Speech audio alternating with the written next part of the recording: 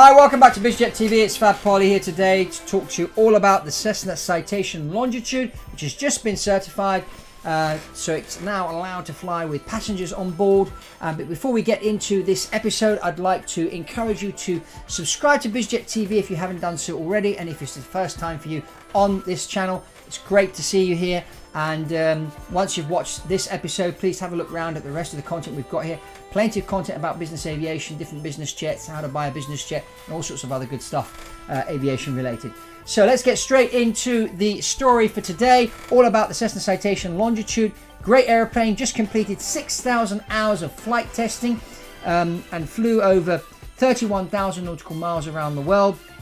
11,000 test points were done to certify this airplane. Let me just tell you a little bit about what happens when an airplane gets certified. Well, they build the prototype. They usually build 3 to 4 prototypes, and they send them off to different parts of the world, and they have different profiles they have to fly. And they fly at high altitude, low altitude, high speed, low speed, do all the maneuvers. And then what they really do is the test pilots push the airplane completely outside what's called the flight envelope to see how far the airplane can go. Of course, the engineer that designed the airplane has an idea, so they push the airplane to its limits. They also take it into extreme weather conditions, very hot in the desert, very up in the mountains, see how it does. Also over into cold weather, see how it behaves in cold weather. And they have all this equipment on board which takes all these measurements and parameters and whatever, feeds it back to the engineers. And as this process is going along, they also modify the airplane. Unfortunately, sometimes airplanes do crash during the test phase.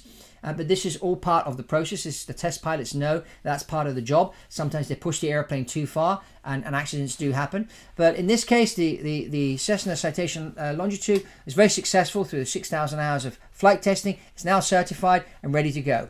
Now, this airplane is a 3,500 nautical mile airplane, 12 seats, very good performance. It's got a nice swept back wing at it's actually 28 degrees swept back, which gives it that nice speed of 0.84 Mach. But also the way the wing is designed, it allows it to go in and out 4,900 foot.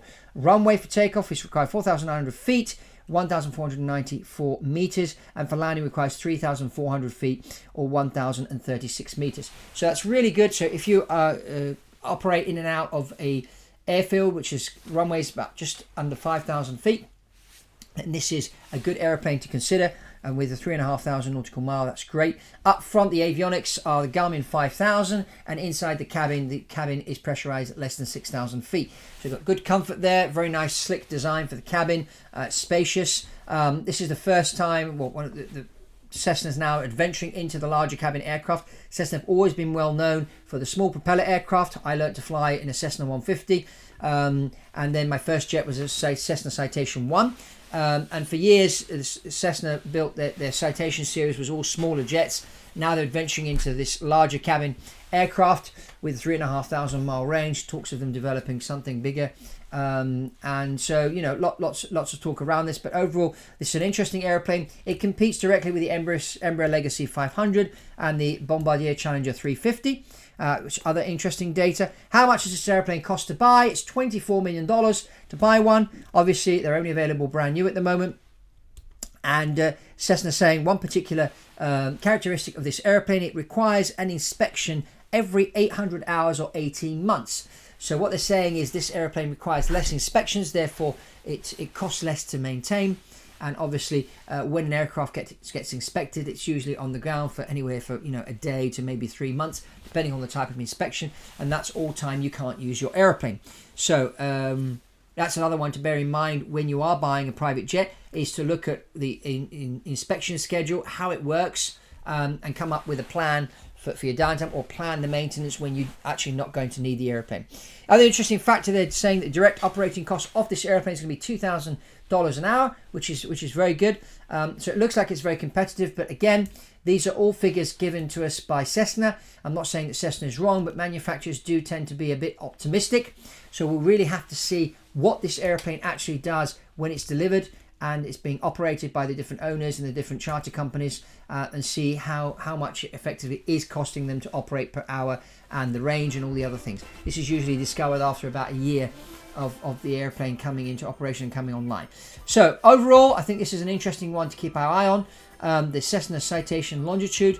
Congratulations to Cessna, or Textron Aviation as they call themselves these days, for getting certification of this aircraft.